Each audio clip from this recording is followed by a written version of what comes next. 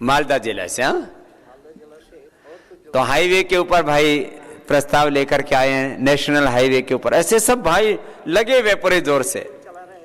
बहुत आशीर्वाद, पहले से भी वहां स्कूल चला रहे हैं, आशीर्वाद। हाँ हाँ जी, 3-4 प्रस्ताव है। एक तो कार्बी आंगलंग जिले का हमारे, हाँ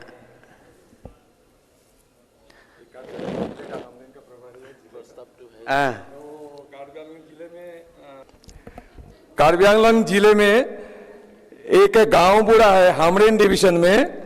वहां का गांव बुढ़ा का नाम है मकर सिंह देरा। उनके साधर्मिनी और उनके लड़का तीनों मिलकर के 52 बीघा लैंड वहां दे रहे हैं कार्बी आंगलंग जिले के हामरेन में। ये एक प्रपोजल है। और ये गांव बुढ़ा का साथ हम गए थे महाराष्ट्र ही, ये गांव बुढ़ा का साथ वहां जमीन। और एक है करीमगंज में एक मनी बाबा आश्रम है। मनी बाबा आश्रम के उन्होंने 20 बीघा लैंड करीमगंज में दे रहे हैं। और सोनीतपुर जिले में हमारे कॉर्पोरेट सदस्य उदय जी, वहां सोनीतपुर जिले के गोपुर जगह में 5 एकड़ लैंड दे रहे हैं। ये 3 और भी 5-6 प्रस्ताव है, लेकिन उसको कम्युनिकेट नहीं कर पाया। तुम्हारे श्याम शंकर जी के लिए बहुत बहुत अभिनंदन है। बहुत सेवा करते हैं हमारे भाई श्याम शंकर जी। और मैंने कहा ना, बोडोलैंड वालों तो 4000 एकड़ जमीन का प्रस्ताव लेकर के आ चुके हैं और उसके ऊपर अब बहुत जल्दी काम शुरू करने वाले। वहां पतंजलि योगपीठ भी गुवाहाटी में अभी काफी बन चुका है। अभी तो उद्घाटन कब तक होने की तैयारी हो जाएगी श्याम शंकर जी? करीब अगले वर्ष 2015 में असम में पतंजलि योगपीठ का उद्घाटन हो जाएगा गुवाहाटी में। हाँ, 5 करोड़ से ज्यादा उसमें खर्च हो चुका है। क्या नाम है? सैनलील मंडल। कौन से जिले में? दक्षिण 24 परगना से।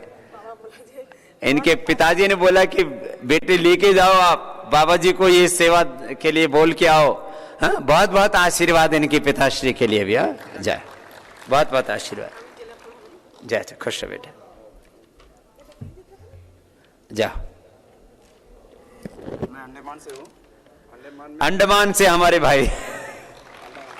हमारे वहाँ 25 जन का एक सोसाइटी है, उसमें 3 जन राजी हो गया। अभी समय नहीं मिला और बाकी से बात करने, अब 3 जन राजी हो गया।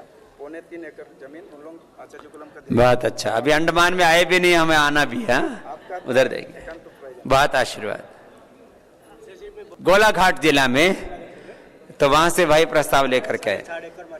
4.5 एकड़ का भी प्रस्ताव लेके आए हैं। शुरू कर बोले प्रस्ताव नहीं लेके आए, शुरू कर दिया हमने तो काम। ठीक है, बहुत बहुत आशीर्वाद। और ये हमारा क्या नाम, हमारा ये पुराना शिष्य है। जब हम 20 साल पहले असम में गए थे, वो उदालगिरी और बंदरगुड़ी और कौन कौन सा द्रोण, हमारे क्षत्रिय जी राजू, ये बड़ा हो गया।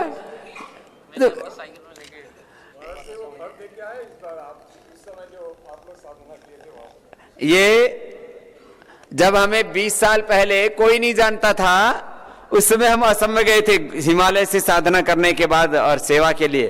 तो हमारी सबसे पुरानी कर्म भूमि असम के भैरव कुंड आदि के भी सब बच्चे, और ये बेटा भी अब बड़ा हो गया है, ये भी हमारे लिए साइकिल चलाया करता था बैठा करके।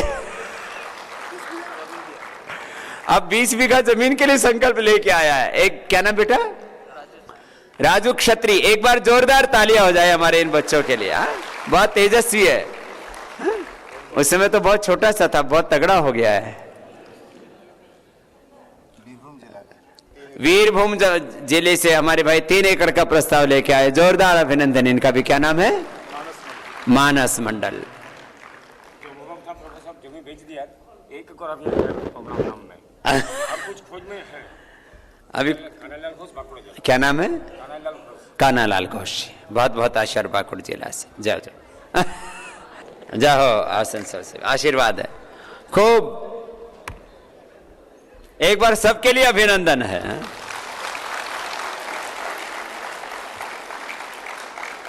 देखो इसमें कौन कौन लोग तैयार है। अब थोड़ा सा संपर्क करना पड़ेगा। लोग तो ढूंढ रहे हैं कहां कैसे इस सेवा के लिए वो पहुंचे। बहुत से ऐसे साधु संत महात्मा जिनके पास 10-20 एकड़ जमीन पड़ी है, लेकिन काम करने के लिए, काम सेवा के लिए कोई माध्यम नहीं है। हमने कहा है कि कम से कम 2-3 करोड़ रुपए तो हम उसमें सहयोग करवाएंगे, फिर वहां आएंगे तो 1-2 करोड़ रुपए और वहां से कम 3 से 5 करोड़ रुपए शुरुआत में वहां पर 1000 बच्चों का एकोमोडेशन तैयार होगा शुरुआती दौर में। बाद में वो बढ़ता रहेगा और एक एक आचार्य कुलम में कम से कम 4-4, 5-5 हजार बेटा और बेटियां पढ़ेंगे। इतना बड़ा यह अनुष्ठान होगा। और फिर मैंने कहा यह मात्र शिक्षा का ही केंद्र नहीं होगा, यह संस्कारों का केंद्र होगा, संस्कृति का केंद्र होगा, सेवा का केंद्र होगा, संगठन का भी केंद्र होगा। बहुत बड़ा प्रकाश वहां से मिलेगा इस राष्ट्र को। बहुत बड़ा कार्य। साधु संत महात्मा देने के लिए तैयार है, जिनके आश्रमों में 10-10, 20-20 एकड़ जमीन पड़ी हुई है। कुछ ऐसे माता पिता हैं कि बच्चे विदेशों में चले गए हैं, बच्चे डॉक्टर इंजीनियर आदि हो गए, कोई संभालने वाला नहीं है। वो कहते हैं हमारी ये भूमि यदि राष्ट्र की सेवा में लगती है तो इससे बड़ा हमारा सौभाग्य क्या हो सकता। कुछ ऐसे हैं कि जिनको संतान नहीं है, लेकिन वो कुछ बड़ी सेवा करना चाहते हैं कि अभी फिर उनकी पैतृक संपत्ति पर, उनकी अपनी जमीन पर कुछ रिश्तेदारों की, कुछ ऐसे लोगों की निगाहें होती हैं कि कब मरे और कब कब्जा करें, कैसे इनसे छीन ले। ऐसे लोग, कुछ ऐसे लोग जिनका मन कम बच्चे बहुत समर्थ हैं कुछ, और वो भी इस सेवा में देना चाहते हैं। कुछ ऐसे कि किसी भी कारण से कोई अपनों को खो दिया दुर्घटना भी, अब वो चाहते हैं उनके नाम से कुछ हम यहां पर सेवा करें। बहुत तरह से लोग तैयार हैं। मैं तो कह रहा हूं हमें यदि 500 आचार्य कुलम बनाने हैं तो इसके लिए 5000 से ज्यादा प्रस्ताव होंगे, हमें छांटना पड़ेगा, फिर वहां काम करना आगे। बहुत बड़ा इसमें काम होगा। अब आप सबको यह आचार्य कुलम वाला तो सेवा का काम करना ही करना है, इसके साथ और भी बहुत बड़े बड़े सेवा के काम करने हैं। जो आचार्य कुलम के इस यज्ञ में अपने आहुतियां दे रहे हैं, उनका नाम भी आचार्य कुलम के साथ जोड़ा जाएगा। उनको जो वहां की कमेटी बनेगी उसकी विद्यालय के संचालन के लिए, ये तो पूरा जो है नॉन प्रॉफिटेबल ऑर्गेनाइजेशन होगा, सेल्फ सस्टेनेबल मॉडल पर, कॉमर्शियल मॉडल पर नहीं, कमाने के लिए नहीं, कमाई के लिए नहीं, देश की भलाई के लिए काम होगा। और जो है इस अनुष्ठान में पूरे देश भर से लोग अपनी आहुतियां देने के लिए आगे आ रहे हैं। आपको भी जाकर के इस काम को बहुत बड़े रूप में शुरू कर देना है। और जहां पर एक एक आचार्य कुलम खड़ा होगा वहां पर वो पूरा जिला ही नहीं खड़ा होगा। जैसे एक पतंजलि योग पीठ और एक आचार्य कुलम यहां बनने से पूरे देश में योग की, आयुर्वेद की, स्वदेशी की, भारतीय संस्कृति के ऋषियों की ज्ञान परंपरा की अलग पूरी दुनिया में जग रही है। जब एक एक जिले में काम होगा तो कितना बड़ा प्रकाश होगा, यह भारतीय ऋषियों का देश बनेगा। इतना बड़ा काम होना है। बस आपको जाकर के अब निष्काम सेवा और साधना के इस अनुष्ठान को आगे बढ़ाना है। हमने सबके लिए अभी 7 प्राथमिकताएं तय की हैं। आप नोट भी करेंगे और वैसा ही सब करेंगे भी, वैसा ही जिएंगे भी। सबसे पहला हम आपको लक्ष्य दे रहे हैं कि अपने जीवन को निष्काम सेवा और साधना के द्वारा दिव्य जीवन बनाना। यह जीवन की आपकी सर्वोच्च प्राथमिकता होनी चाहिए। निष्काम सेवा और साधना के द्वारा जीवन को क्या बनाना है? दिव्य जीवन बनाना है। जीवन को ऋषियों जैसा बनाना है। साधना के लिए हमने कहा कि आधा से 1 घंटा ध्यान, आधा से 1 घंटा स्वाध्याय, आधा से 1 घंटा ध्यान, आधा से 1 घंटा स्वाध्याय और थोड़ा मौन। सुबह 4 बजे से ये साधना शुरू हो जाए। 3:30 बजे उठा करो, 9, 9:30 बजे, 10 बजे सो जाए करो। 5.5 से 6 घंटा सोने के लिए पर्याप्त है। इससे ज्यादा सोना अपनी जिंदगी को खोना है, मृत्यु के मुख में जाना है, प्रमाद है। और मैंने अभी आपको कहा था कि ये प्रमाद में जीना, ये तो क्या है? प्रमाद में जीने को क्या कहा?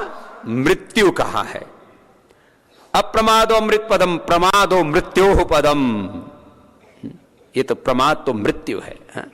तो आप सब लोगों को 7 चीजों पर ध्यान देना है और सबको इसके साथ जोड़ना है। तो पहला काम, व्यक्तिगत जीवन में निष्काम सेवा और साधना के द्वारा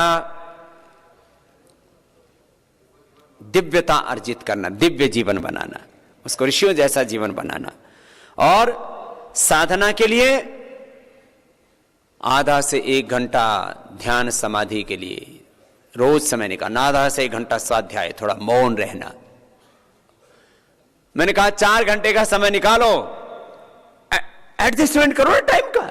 सीरियल देखने के लिए टाइम मिल जाता है कि नहीं मिल जाता? आप नहीं देखती हो, सेवा करती हो, इसलिए आप लोग टीवी देखने के लिए, अखबार पढ़ने के लिए, आपस में बतियाने के लिए समय मिल जाता है ना। ये सब जहां जहां समय बर्बाद हो रहा है उसको कट करो और केवल भगवान के लिए जीना है, गुरु के लिए जीना है, सेवा के लिए जीना है, योग के लिए जीना है, जीवन को ऊंचा बनाना है। ये सर्वोच्च प्राथमिकता। एक दूसरी बात, नियमित योग कक्षा और योग शिविर, इसको सर्वोच्च प्राथमिकता देनी है सेवा में। नियमित योग कक्षा,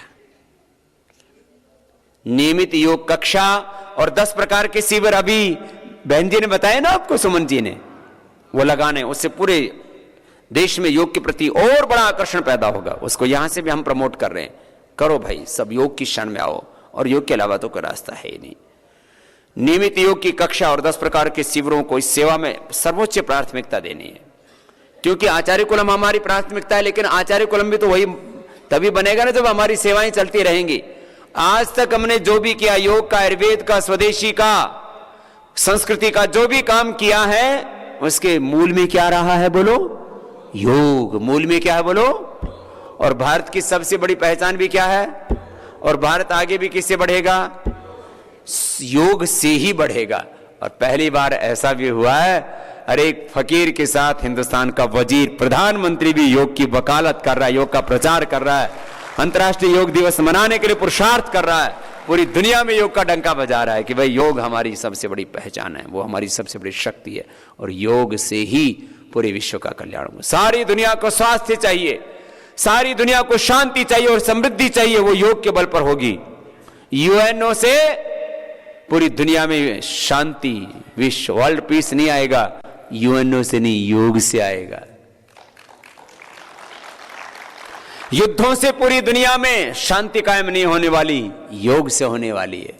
सारी दुनिया को युद्धों से बचाना है, आपस में भाईचारे को बढ़ाना है, तो एकमात्र योग ही माध्यम है। इसको बढ़ाना है पूरा, ग्राम समितियों को पूरा एक्टिवेट करना है, क्योंकि अब हमको 1000 बच्चे चाहिए 5 से 15 साल की उम्र वाले। मैंने कहा था जो कैसे हो, धैर्यवान हो, धृति वाले, स्मृति वाले, प्रतिभा वाले, पुरुषार्थ वाले, पराक्रमी, कृतज्ञ, सत्याचरण वाले, ऐसे बच्चे कहां से खोजोगे? गांव से। गांव से ही अब ये हिंदुस्तान आगे बढ़ेगा। हमारे सब पूर्वज क्या थे? सब भारतवासी, हमारे पूर्वज क्या थे? ग्रामवासी। अब उन ग्राम से ही फिर से ये भारत का शौर्य जगेगा, स्वाभिमान जगेगा, प्रतिभाएं वहीं से पैदा होंगी। अभी शहरों वाली प्रतिभाएं तो पढ़ करके कहां चली जाती हैं? विदेश। प्रतिभा पलायन हो रहा है। अपने देश में गांव से नई प्रतिभाओं को तैयार करना है और उससे एक नया हिंदुस्तान घड़ना है अपने ही हाथों से। तो ग्राम समितियों को आगे बढ़ाना है। चौथा काम, आचार्य कुलम बनाना है। हर एक जिले में एक आचार्य कुलम। इससे संगठन बहुत बड़ी ऊंचाई पर पहुंचेगा, बहुत बड़ी ऊंचाई पर पहुंचेगा। सेवा भी बहुत बड़ी होगी। सेवा का काम, संगठन का काम, साधना का काम सब आगे बढ़ेगा। योग, आयुर्वेद, स्वदेशी और अपनी ऋषियों की संस्कृति, देव संस्कृति, ऋषि संस्कृति, वैदिक संस्कृति, अपने पूर्वजों का पुण्य प्रवाहित होगा चारों ओर। इसके लिए आपको खूब काम करना है। आचार्य कुलम बहुत बड़ा दायित्व है ये। संगठन और जो अपने संस्थाएं हैं, इनको आदर्श स्थिति में लाना है। इनका सशक्तिकरण और शुद्धिकरण दोनों ही करने, संगठनों का सशक्तिकरण और शुद्धिकरण। जो भी नियम और मर्यादा का अतिक्रमण कर रहे हैं, कहीं पर भी कोई पतंजलि चिकित्सालय, आरोग्य केंद्र, स्वदेशी केंद्र, उनको तुरंत बंद किया जाएगा। जो नहीं मानेंगे उनके ऊपर कानूनी कार्रवाई की जाएगी। इसके लिए हमने पूरी बहुत बड़ी एडवोकेट्स की टीम रख ली है। अब अगले महीने से कार्रवाई शुरू हो जाएगी। कुछ लोग जो है अनैतिक आचरण कर रहे थे, इलीगल इमोरल आचरण कर रहे थे, एक नियम मर्यादा बनाई गई। दिव्य फार्मेसी और पतंजलि आयुर्वेद, इसके करीब करीब 500 से ज्यादा प्रोडक्ट्स हो जाते हैं, उसके बावजूद भी लालच में आकर के, लोभ के चक्कर में पड़ करके क्या क्या वहां से गंद बेच रहे थे, लोगों के साथ में विश्वासघात और धोखा कर रहे थे। जो भी ऐसा करेगा, कोई भी चाहे एक भी क्यों ना करे, एक बार की भी माफी नहीं। जो भी गलत करेगा उसी समय कार्रवाई हो। वैद्यों के लिए अभी विशेष प्रशिक्षण का शिविर रखा है। हमारी कोशिश होगी कि हर एक चिकित्सालय और जो आरोग्य केंद्र आदर्श रूप में काम कर रहे हैं उनको भी चिकित्सालय में कन्वर्ट कर दिया जाएगा। हर एक चिकित्सालय पर वैद्य की सेवा मिले और वैद्यों को सीधा पतंजलि योगपीठ से जोड़ा जाएगा। उनको विशेष रूप से और प्रशिक्षण भी दिया जाएगा, उनको ऊंचा मानदेय भी दिया जाएगा, उनका ख्याल भी रखा जाएगा, जिससे कि आज जब चारों तरफ महंगाई बढ़ी हुई है, बहुत तरह की आर्थिक चुनौतियां हैं, और उन वैद्यों के जो है खुशहाली का भी हम ख्याल रखेंगे और चिकित्सालयों के माध्यम से एक बड़ा कीर्तिमान, जो चिकित्सालय उन्नत कार्य कर रहे हैं और उनको पुरस्कृत किया जाएगा, उनको और ज्यादा गौरव दिया जाएगा, सम्मान दिया जाएगा। जो चिकित्सालय ठीक से काम नहीं कर रहे हैं उनको जो है वो दो काम होते हैं ना, प्रोत्साहन और अंग्रेजी में क्या बोलते हैं, प्रोत्साहन और डिमोशन, प्रमोशन एंड डिमोशन दोनों होंगे। जो आरोग्य केंद्र अच्छा काम कर रहे हैं उनको चिकित्सालयों में तब्दील कर दिया जाएगा, और जो चिकित्सालय अच्छा काम नहीं कर रहे हैं उनको आरोग्य केंद्रों में तब्दील कर दिया जाएगा, और जो मर्यादा का अतिक्रमण कर रहे हैं उनको बंद कर दिया जाएगा। ये पूरी प्रक्रिया चलेगी शुद्धिकरण की। संगठन में भी जो अच्छा कार्य कर रहे हैं उनको निरंतरता के साथ दायित्व दिया जाएगा। दायित्वों में निरंतरता, दायित्वों में जहां आवश्यक होगा वहां पर मुख्य केंद्रीय प्रभारी, राज्य प्रभारी सबकी सहमति से शीघ्र निर्णय, तुरंत नहीं, तुरंत निर्णय में तो उल्टा पुल्टा हो जाता है। शीघ्र निर्णय, सही निष्पक्ष निर्णय, और संगठन को, संस्थानों को बहुत सुंदर रूप में खड़ा करना है। इस काम में सबको प्रामाणिकता के साथ एक बड़ी भूमिका निभानी है, और वरिष्ठों का सम्मान, एक मर्यादा, एक गरिमा और एक आदर्श जीवन, वाणी, व्यवहार, आचरण, अभ्यास, स्वभाव, कर्म, प्रवृत्ति, पुरुषार्थ, तप और सेवा के स्तर पर निरंतर उन्नत होते जाना है। समस्या कहां आती है? घर हो या संगठन हो, बाबा जी इसकी वाणी ठीक नहीं है, वाणी के बहुत दोष करता है, वाणी के दोष, व्यवहार के दोष, आचरण के दोष, हमारे अभ्यास ही कई बार गलत हो जाते हैं, स्वभाव गलत हो जाते हैं, कर्म नहीं कर पाते हैं, प्रवृत्तियां ठीक नहीं रहती हैं, पुरुषार्थ पूरा नहीं होता है, तब से कतराते हैं, सेवा से भागते हैं। कैसे बात बनेगी? मैंने जीवन को 10 शब्दों में कहा है आपके सामने। ये आदर्श जीवन में जीने के लिए ये 10 तत्वों को आपको बहुत परिष्कृत करना पड़ेगा। वाणी, व्यवहार, क्या बोला? वाणी, व्यवहार, आचरण, अभ्यास। उठने का अभ्यास ठीक से नहीं है, बैठने का अभ्यास ठीक से नहीं है, देखने का, सोचने का, बोलने का, पुरुषार्थ का अभ्यास है। सारा जीवन एक शब्द में कहो तो क्या है? अभ्यास। वाणी, व्यवहार, आचरण, पुरुषार्थ, जैसी वाणी, जैसा व्यवहार, जैसा आचरण, जैसा पुरुषार्थ, जैसी वाणी, जैसा व्यवहार, जैसा आचरण, जैसे अभ्यास, वैसा हो जाएगा स्वभाव। स्वभाव, स्वभाव को आप लोग क्या बोलते हो? आप स्वभाव और अभ्यास को एक ही बोलते हो, अभ्यास। अभ्यास, ये गड़बड़ हो रखे। कर्म, प्रवृत्ति, पुरुषार्थ, तप, सेवा, निष्काम कर्म, अनासक्त भाव से कर्म, निष्काम प्रवृत्ति, निष्काम पुरुषार्थ, निष्काम तप, निष्काम सेवा, इसको बहुत बल देना है। और हमने ये अपने प्रभारियों के लिए भी एक तय किया है कि जो प्रभारी कक्षा नहीं लगाएगा वो सामान्य कार्यकर्ता की तरह काम करेगा। प्रभारियों के लिए कक्षा लगाना अनिवार्य है। भाई, जब मैं सुबह 3:30 बजे उठ करके और 4:15 बजे अपने यहां ध्यान की कक्षा लगाता हूं, कितने बजे? 4:15 बजे ध्यान की कक्षा यहां शुरू कर देता हूं। तो जब तुम्हारा गुरु 4 बजे से अपना सेवा शुरू कर देता है तो शिष्यों का कर्तव्य नहीं है कि गुरु की तरह जिए। अभ्यास खराब पड़ गए, उठते नहीं है, उठते हैं तो बाहर निकलते नहीं है। मैं सुबह उठ करके 5 किलोमीटर दौड़ लगाता हूं। लगाओ दौड़, चढ़ो बिस्तर। पूरे देश में ऐसा जागरण देखना चाहता हूं कि हजारों नहीं लाखों भाई बहन सुबह उठे और योग की अलख जगाना शुरू कर दे। योग करें और कराएं चारों ओर, तब ये देश आगे बढ़ेगा, फिर से ऋषियों का देश बनेगा। अच्छा बताओ, भगवान राम क्या थे? योगी। भगवान कृष्ण क्या थे? योगी। भगवान शिव क्या थे? योगी। हनुमान जी क्या थे? वो तो इतने बड़े योगी थे, आकाश गमन की भी सिद्धि आती थी उनको। आकाश गमन, प्रकाया, प्रवेश, योग की सिद्धियां हैं ये। स्थूल हो जाना, सूक्ष्म हो जाना, है ना। भगवान राम, कृष्ण, शिव, हनुमान सब क्या थे बोलो? महर्षि पाणिनि, पतंजलि क्या थे? महर्षि दयानंद क्या थे? श्री अरविंद क्या थे? हम योगियों की संतान हैं। हमें भी क्या होना है? योगी। रोगी नहीं, भोगी नहीं, क्या बनना है सबको? योगी। सबको योगी बनना है।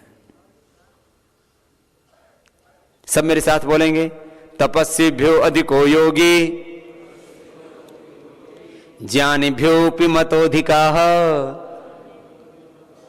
कर्मिभ्यश्चधिको योगी, तस्मात् योगी भव अर्जुन। सबको क्या होना है बोलो? योगी। क्या बनना है सबको? योगी, योगी, योगी। बस योगी बन करके जियो, फिर देखो कितना आनंद आएगा। हाँ, तो आइए एक प्रार्थना का उच्चारण करते हैं और